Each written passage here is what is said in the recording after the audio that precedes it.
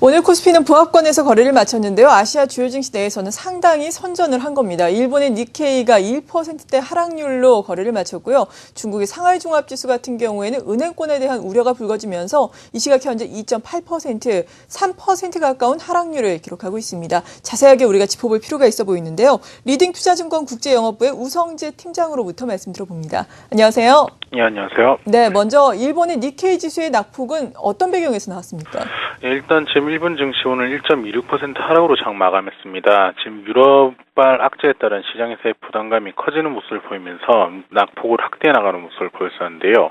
결국 일본 니케이 지수 12,450선이 무너진 모습 보이면서 결국 이러한 흐름 속에서 12,300선까지 하락하는 모습을 보였습니다.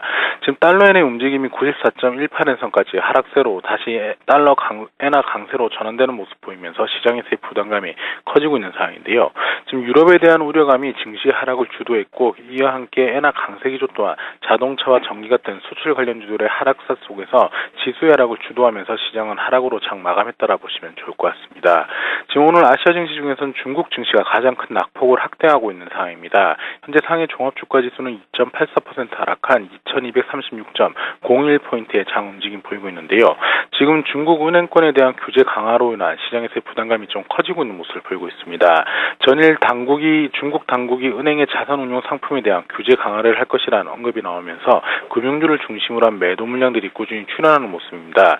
이와 함께 보험주 그리고 부동산주들 모두 다 이러한 부분에 같은 영향을 받으면서 증시 하락을 주도하면서 2%에 넘는 하락세를 나타내고 있는 상황인데요. 결국 시장에서 이러한 규제책이 꾸준히 나오면서 증시의 투매 물량들의 출현이 이러한 증시 하락을 주도하고 있다고 보시면 좋을 것 같습니다. 결국 아시아 증시 이러한 약세 움직임 좀 더 이어져 나갈 것이라는 불안감이 커지고 있는 만큼 시장에서의 관망 심리는 많이 확대되고 있다고 보시면 좋을 것 같습니다. 네. 그리고 미국 같은 경우에 이제 오늘 밤에 목요일장이 개장을 하게 됐는데 또 금요일이 성금요일로 휴장 아닙니까? 이에 따라서 미국 증시 이에 따른 영향이 어느 정도일지 궁금한데요. 어떻습니까? 일단 지금 휴장을 앞둔 시장에서의 관망세가 커질 수밖에 없을 것으로 보이고 있습니다. 이와 함께 지금 중국의 증시, 아시아 증시의 하락세 속에서 특히 중국의 금융 규제에 따른 부담감이 미 증시에도 영향을 미칠 것으로 보이고 있는 만큼 시장에서의 차익 매도 물량들은 꾸준히 출현할 수밖에 없을 것으로 보이고 있습니다.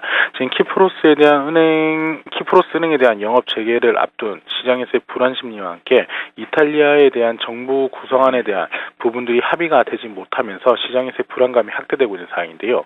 결국 오늘 미 증시는 시장에서 상승할 만한 모멘텀이 없는 가운데 시장에서의 차익 매도 물량 출현을 할 확률이 높은 상황입니다. 특히 내일이 또 휴장인 만큼 시장에서의 관망세 속에서 차익 매도 물량들 꾸준히 출현할 것으로 보이는 만큼 이러한 부분 염두하시고 접근하셔야겠습니다. 네, 글로벌 증시 동향 리딩 투자증권 국제영업부의 우성재 팀장으로부터 들어봤습니다. 감사합니다. 고맙습니다.